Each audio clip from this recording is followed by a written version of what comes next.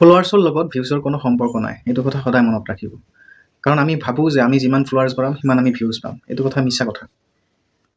কাৰণ কি আমি সাধ্যহতে কেতিয়াবা আমি নিজেও চাওঁ যে কিছুমানৰ ভিডিঅ'ত ইমান মিলিয়নছ ভিউজ আহে, কিন্তু সিহঁতৰ চাব ফলোৱাৰ্ছ বহুত কম, 1500 2000 ফলোৱাৰ্ছ বা 3000 ফলোৱাৰ্ছ।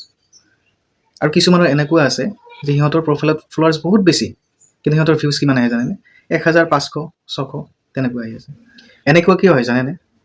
দুটা কাৰণত। এটা হ'ল এক্টিভ ফলোৱাৰ্ছ আৰু এটা হ'ল নন এক্টিভ ফলোৱাৰ্ছ। এতিয়া চাওক, মানি লওক আপোনাৰ ফলোৱাৰ্ছ বহুত বেছি কিন্তু আপোনাৰ ভিউজ বহুত কম। কিয় জানেনে? আপোনাৰ প্ৰফাইলত বা পেজত নন এক্টিভ ফলোৱাৰ্ছ বহুত বেছি আছে, মানে ফলোৱাৰ্ছবিলাক আছে কিন্তু শুই আছে।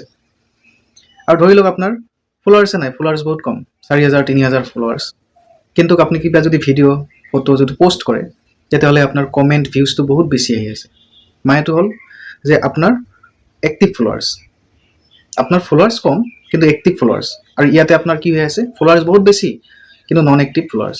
তো নন এক্টিভ ফলোৱাৰ্ছ দি আপোনাৰ কেতিয়াও প্ৰফাইল বা পেজ কেতিয়াও গ্ৰ'থ নহয়। আপোনাক সদায় লাগিব এক্টিভ ফলোৱাৰ্ছ। ফেচবুকৰ এলগৰিদম হিচাপত আপুনি যেতিয়া ফটো বা ভিডিঅ' যেতিয়া আপুনি পোষ্ট কৰে ফেচবুকত, ফাৰ্ষ্ট অফ অল ফেচবুকৰ এলগৰিদম কি কৰে জানেনে? আপোনাৰ যিবিলাক ফলোৱাৰ্ছ আছে সিহঁতৰ লগত আগত ফাৰ্ষ্টত পুষ্ট কৰে। যেতিয়া আপোনাৰ ফলোৱাৰ্ছবোৰ চায় তেতিয়াহে বাহিৰত আপোনাৰ পুষ্ট কৰে। আৰু যেতিয়া নেকি আপোনাৰ ফলোৱাৰ্ছবোৰে নাচাব তেতিয়া সেইটো ভিডিঅ' বা পোষ্ট ফ্ৰীজ হৈ যায়। কথাটো বুজি পাইছে? তো মেইন কথা আপোনাক এক্টিভ ফলোৱাৰ্ছৰ প্ৰয়োজন হৈ আছে, আপোনাক নন এক্টিভ ফলোৱাৰ্ছ নালাগে। চেক কৰি চাই লওক আপোনাৰ প্ৰফাইলতো বহুতকেইটা নন এক্টিভ ফলোৱাৰ্ছ আছে। এই নন এক্টিভ ফলোৱাৰ্ছবিলাকৰ আপোনাৰ কোনো কাম নাই, সিহঁতে শুই আছে, শুই থাকিব দিয়ক, সিহঁতক আনফ্ৰেণ্ড কৰি দিয়ক মোৰ হিচাপত। এতিয়া আপোনাৰ কথা, আপুনি কৰে নে নকৰে, কাৰণ ইহঁতৰ থকাতকৈ নথকা একে কথা, থকা নথকা একে কথা। তো মই আপোনাক দেখুৱাই দি আছোঁ। আপুনি প্ৰথমত ফাৰ্ষ্ট অফ অল প্ৰফাইলত যাব। প্ৰফাইলত ইয়াতে চাব আপোনাৰ এইটো ছাইডত অল বুলি লিখা আছে, কাৰোবাৰ ইয়াতে এবাউট বুলি লিখা থাকে। তো তাৰপিছত অলপমান তলত যাওক, ইয়াতে চাব আপোনাৰ লেফ্ট ছাইডত ফ্ৰেণ্ড বুলি লিখা আছে, ফ্ৰেণ্ডছ বুলি লিখা আছে, আৰু ৰাইট ছাইডত আপোনাৰ চি অল বুলি লিখা আছে। ইয়াতে ক্লিক কৰি দিব। ক্লিক কৰাৰ পিছত ইয়াতে চাওক আপোনাৰ ৰাইট ছাইডত মেনেজ বুলি লিখা আছে, মেনেজত আপুনি ক্লিক কৰি দিয়ক। মেনেজত ক্লিক কৰি দিলে, ক্লিক কৰাৰ পিছতে ওপৰৰ যোনটো অপশ্যনটো আছে ইয়াতে আপুনি ক্লিক কৰি দিব। এইটো ক্লিক কৰি দিলে এতিয়া চাওক এইকেইটা ফ্ৰেণ্ড মোৰ 90 ডেজৰ পৰা শুই আছে। এইকেইটা মোৰ ফ্ৰেণ্ড, মানে মোৰ ফ্ল' লিষ্টত আছে।